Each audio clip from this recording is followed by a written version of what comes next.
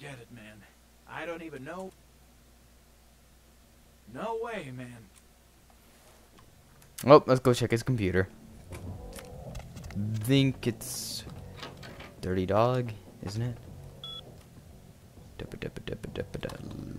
Private. Dirty Dog. Derpy derp.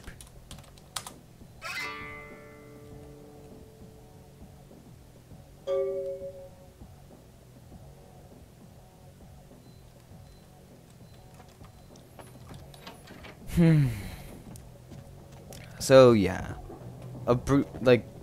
oh yeah, that's what. So what is a breach in a masquerade? Things ranging from, you know, being Nosferatu, and just walking around, using any really supernatural form of a discipline. Like I would gander that if someone saw you survive a bullet, like in the way of, like, you know, soak damage, because that's what fortitude helps to do, all of a sudden people would look at you strange. Animalism, probably, definitely.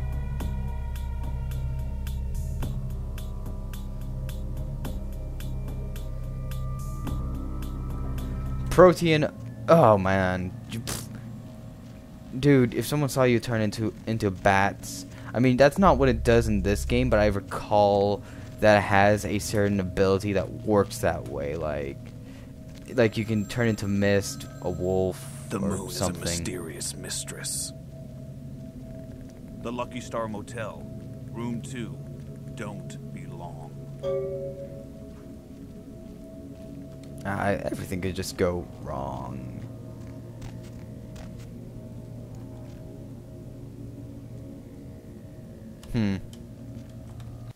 Wait, Lucky Star Motel. Jumping ahead of ourselves. Oh man, speaking of jumping ahead, I will have to cover my ass for this one. So, way back when, there was a so-called glitch in the game where we were trying to find the plague bloods, like the plague bearers. And there's that truck. Now, here's what you're supposed to do. You are supposed to talk to the homeless people to find out about the homeless man known as Tin Can Bill. What I did was try to skip that part immediately and go to Tin Can Bill, because that's what I remember doing, was talking to Tin Can Bill, because you know, in the years that I have not played this game, I know this game like the back of my hand generally, but that's the one point that I forget. And I think the quest logs don't tell you to talk to Tin Can Bill, though. They tell you to talk to the homeless people. And so logic should have dictated to talk to, you know, the homeless people that are immediately to the left when you exit the building.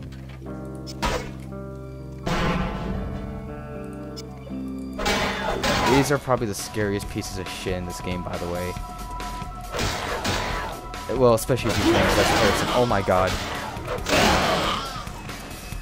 Like, just the sound they make.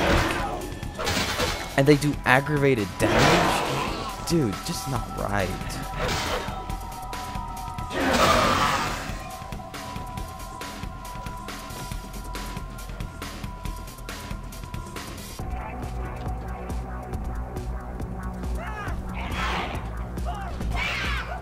He should have knelt and died. The glitching in this game is happening. Oh! I thought my axe was a monster. And indeed it is a monster that kills things.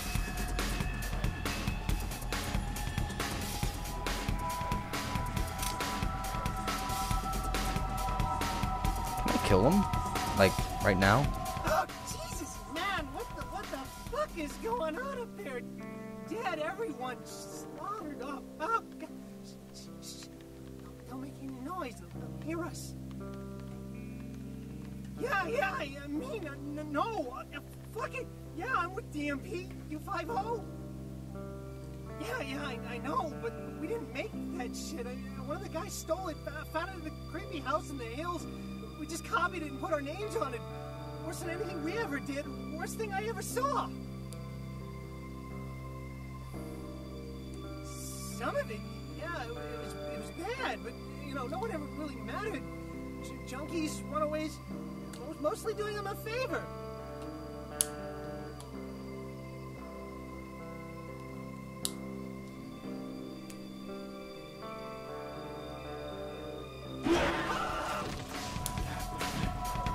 Oh, piss and shit.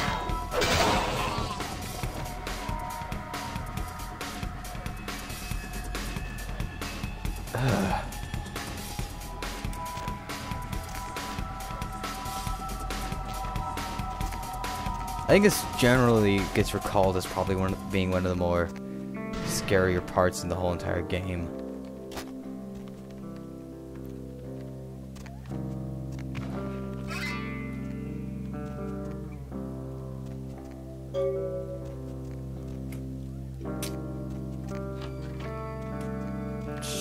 Being in first person is probably not the best idea.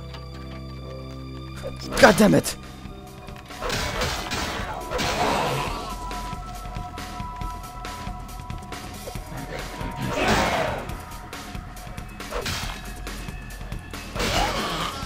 Gah. You know, I was thinking I'd be talking a lot about role-playing games throughout this. But look at me, I'm really not. That's mostly because the only game I've played is Pathfinder, and most of the stories I would like to tell, I'd rather not. I just really would rather not tell them.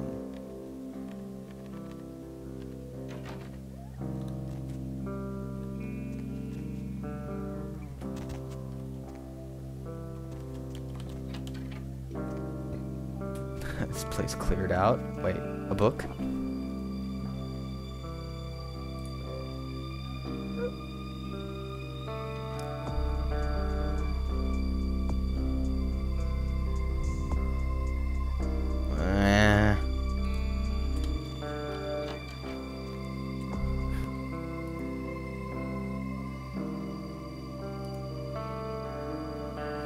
I recall that the game would actually give you like random messages and make fun of how low your skill and reading was or whatever.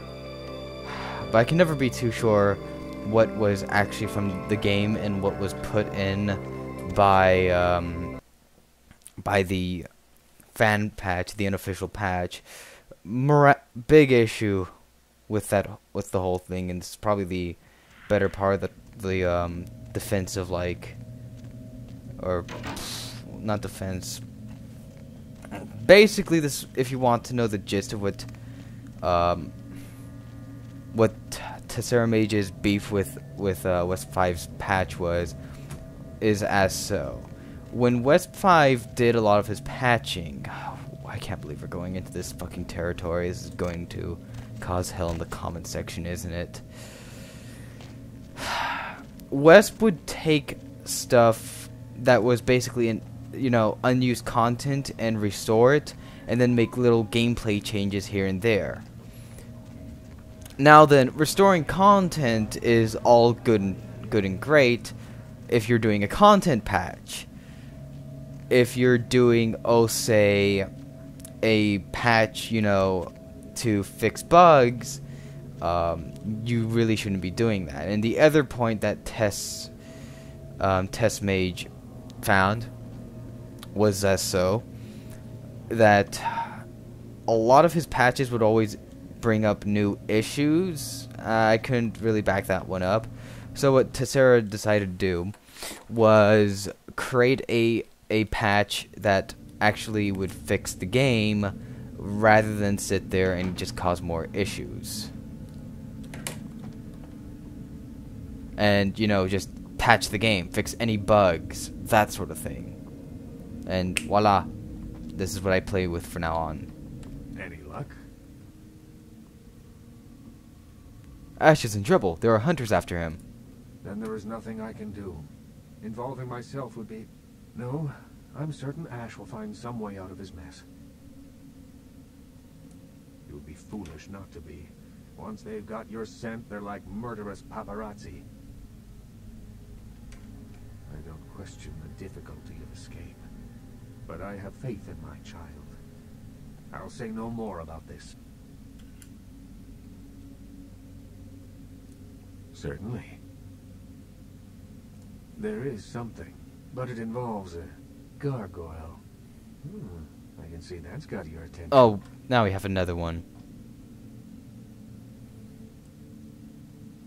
It's taken up residence in my beloved Asian theater.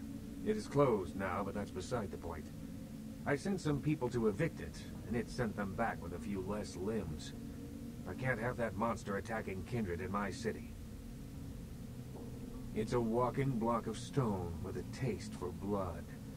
I'd suggest whatever method doesn't result in you being eviscerated. In truth, I'd rather have it as an ally, but I doubt it's going to be chatty. Here's the key for the theater. I'll leave it up to you.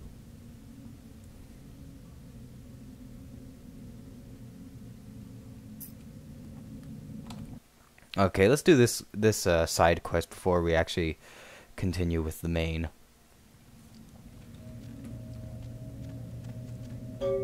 The weird whole point in this game, though, that you kind of have to realize, I think it's subtly brought up, I believe, is that everyone is using you for whatever reason.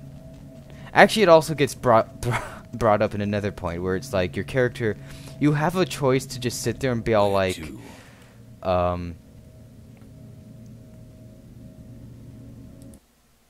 you have a choice. You have this one dialogue choice that's like, I don't take orders from anybody. Well, no one bosses me around. Well, a lot of people have, but that's besides the point.